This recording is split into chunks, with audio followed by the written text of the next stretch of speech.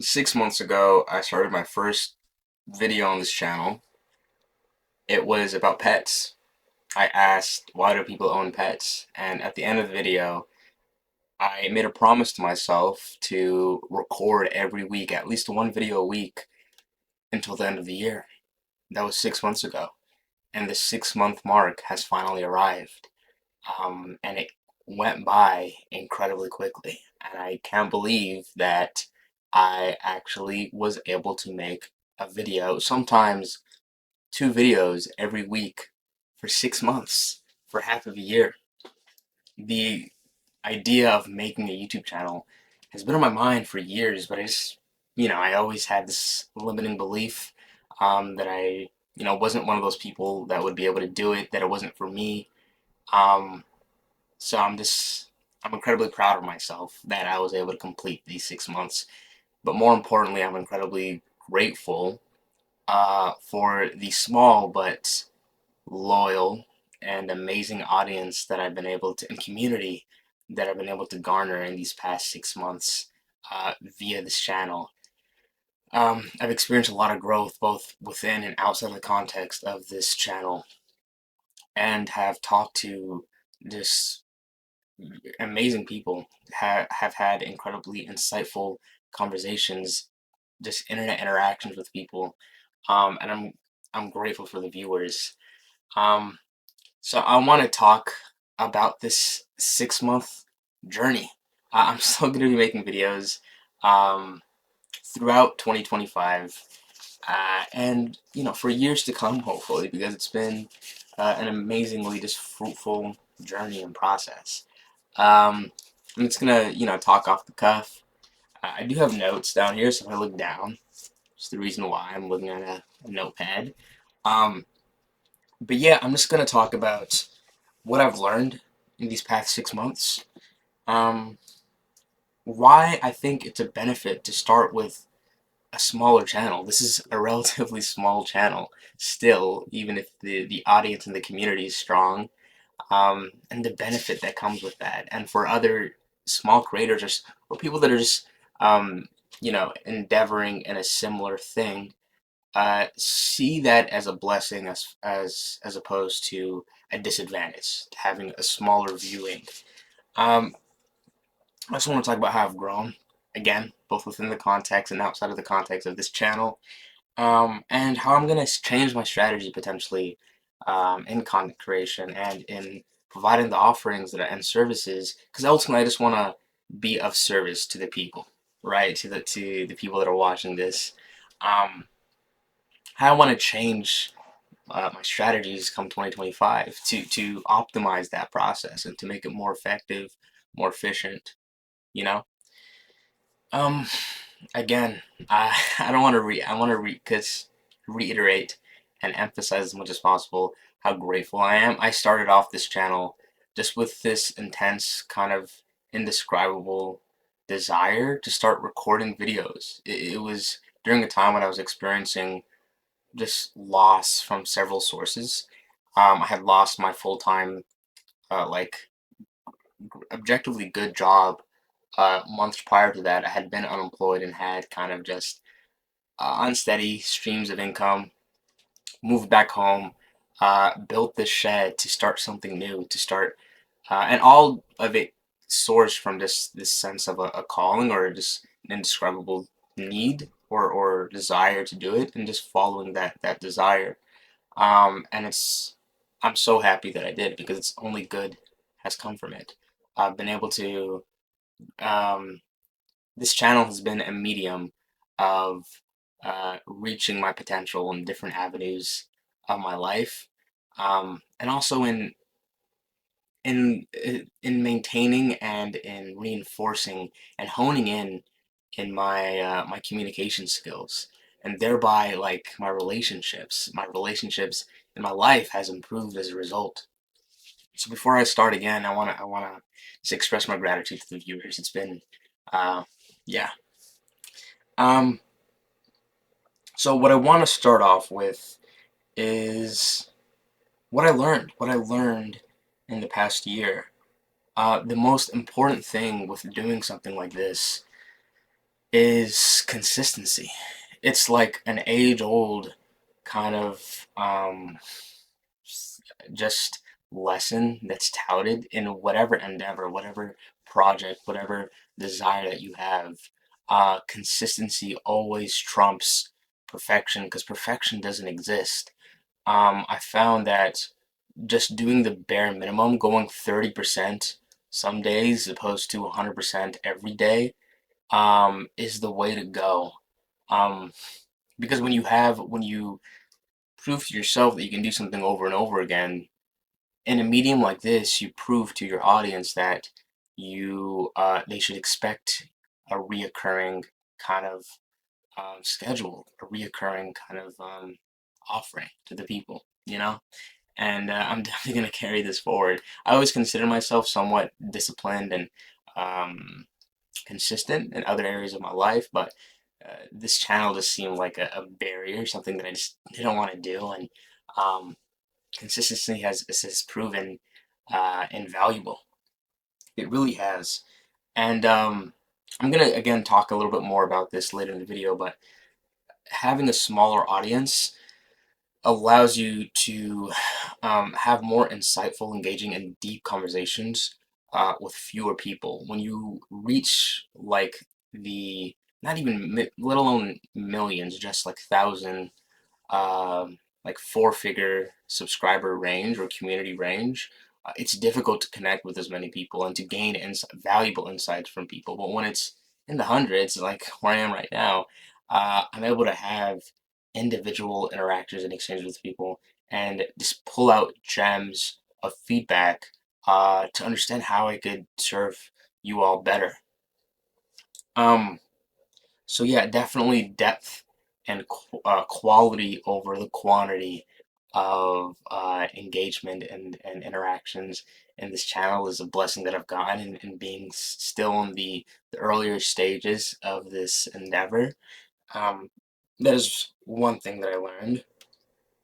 The third thing is I'm gonna touch a bit upon this because I can just honestly go on a tangent about this for a while, but as far as personal growth goes, for years I just never really considered myself a traditionally creative person. I always thought I was more regimented, more rigid in the way that I do things, more pragmatic and not creative. But this channel has been a great medium to kind of balance structure with creativity. Like I'm able to extrapolate and expand upon like my interests and what I've learned and provide it through a medium through these videos while still incorporating like creativity into it in the way that I edit videos, in the way that I express the ideas, um, down to the way that I um, write the descriptions and the titles and edit the thumbnails. Um, so personal growth in that way. Um, Yeah, and again, I mentioned this before, but communication. I think communication is incredibly important, and I've mentioned this in several videos, but with like communicating and expressing ideas and services digitally, um, because communication has so much to do with non-verbal cues, with body language, with intonation, with tonality, with pacing, things like that. Um, what a lot of what's comprehended and internalized when you're communicating isn't what is explicitly said. So for that reason, those other areas need to be honed in on when you're communicating virtually, remotely. And I think I've been able to do that. I've been able to improve. I'm nowhere near a master or an expert, but I've been able to improve significantly in that way. Um, So for those who want to do something like this, for that reason alone, communication is an invaluable asset and skill that will yield effects and results in other areas of your life that you wouldn't expect, right? So for that reason alone, if you're thinking about doing a YouTube channel, then this is a sign to go ahead and do it. Um, so now we're going to move on to why I think having a smaller channel, why starting off with a smaller audience, with a smaller community, is a hidden blessing. And I talked a little bit about this earlier in the video, but I just want to go a little more in depth with it.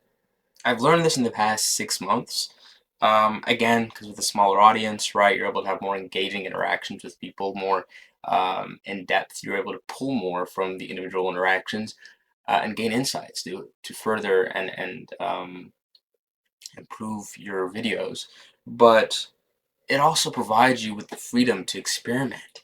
When you have a larger audience, you're more quickly pigeonholed into a narrow area of focus or a narrow scope, right? When you have a smaller audience, um, there's still that potential to increase it. So you're able to experiment with different areas, different interests, different topics, different expertise that you have. And I've been able to do that, and I want to continue doing that for as long as I'm able to. The other thing is honing in on your niche, right? When you're someone who has uh, multiple interests, multiple talents, uh, or maybe not talents, I don't really place a lot of weight in talents because I think talent is overrated. But when you have multiple interests and multiple passions, having a smaller audience allows you to hone in on your niche to see how those multiple interests may overlap with each other and how you could provide value regardless of their disparate kind of relations, right? Um, and I guess the first and second point, third point kind of relate to that as far as experimentation and honing in on your niche. Um, Again, looking down because I have the notes that I'm looking at. Um, so yeah, I want to explore again or explain how I've grown both within and outside of the channel by pursuing this endeavor in the past 6 months. Just reinforcing discipline and consistency because these kind of values overlap in all of the areas of your life. I think so. So being able to hone in on those things, improving and reinforcing the existing mindset that I have, but also executing it in a physical form like this has been another benefit. Uh, and one kind of unexpected growth that I've seen within and outside of this channel and the different uh, ideas and questions that I've asked myself in relation to videos that I made which overlapped into my real life is that uh, it improved kind of my creative perspective on things. I found that because my mind frame was many times on this channel and producing content, informative content of high value for people, um, it leads to spontaneous ideation and creative ideation, and that it's not just unique to this channel; it's unique to other areas of your life when it comes to problem solving, maintaining relationships. Um, just being attuned to yourself and what you need at any point in time. All of those things kind of overlap. So improving my creativity and my creative perspective has been an unforeseen benefit of this channel, I'd say. Um, okay, now we're going to go on to the next focus of this video, which is kind of going to be like a high-level overview of this channel and my strategy for 2025. Um, so I do want to evolve my content. I still want to capitalize and take advantage of the fact that it is, even though I've experienced significant growth in 6 months, from literally having zero subscribers, zero viewers, to having close to 400 right now, and having, I don't even know the stats. I'm going to make another video just to look at the stats, but thousands, well over thousands of views, probably in the five-figure, maybe six, but probably five-figure range of thousands of views. Um, I want to evolve the content. I want to make more value-driven, value-dense content, and reinforce the subject matter that I have, but also do further exploration in other areas of subject matter that I'm less experienced in or less knowledgeable in. And this is a perfect medium to do it. Um, Community building. Community building is the other thing. Although I think I've done a relatively decent job at engaging with the community in this channel, I want to expand on that and and connect with more of the people in this community that comprises this channel. Um, 'Cause I do see it as a community, especially at this size that it's in. Um, so the next point is also streamlining my workflow. Uh, although I have been able to make a video, sometimes 2 videos a week this year for 6 months, things happen, life happens. And I think I've been able to learn some things that I will take with 2020 and 2025 as far as streamlining workflow when it comes to how I edit videos, when I edit videos, whether I should do batch filming, if I'm away certain weeks, I'm able to film in this camera all the time. Um, Things like that. Just practical little tidbits of things that I'm going to take with me in 2025. Um, but that's pretty much it. I wanna ask you guys to also leave in the comments what the biggest lesson that you took from 2024 is. Leave it in the comments, and also what you're excited about for 2025. What do you expect for 2025 to bring in? What do you want to see more of in 2025, and what do you want to see less of in the upcoming year? And lastly, I want to reiterate just the gratitude that I have and the journey that you all have taken with me in this endeavor. Uh, you're going to see much more videos coming up. It's not the end at all, although I will say I haven't decided yet, just because I've been in this streak for half a year, whether or not I'm going to take a week or 2 week break come January. Regardless, I have a string of ideas listed for the next videos that I'm going to make. One of them is going to be public interviews. I'm going to make street interviews. I'm going to post it on here. We'll see how it goes. Excited and nervous about that, but definitely excited. That's pretty much it. Let me know in the comments as well if I should make a separate video just diving into the analytics of the channel in the past 6 months. I'd be happy to do that. But yeah, leave a like, subscribe, all that YouTube stuff. Comment, look at the bio for the offerings that I have. Hit me up an email if you have any specific questions, if you want to do a one-on-one consultation. That's pretty much it. I'll catch you in the next one, and yeah, peace.